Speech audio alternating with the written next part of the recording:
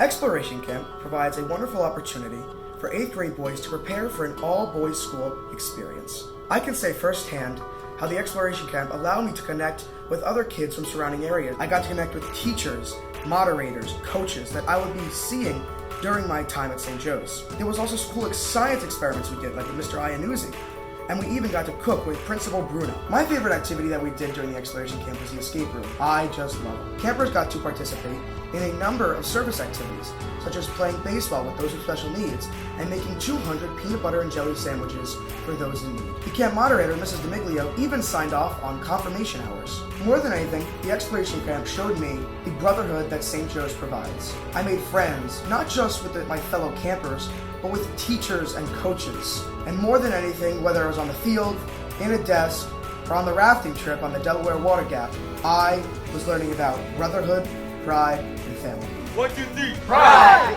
4, 5, 6, family!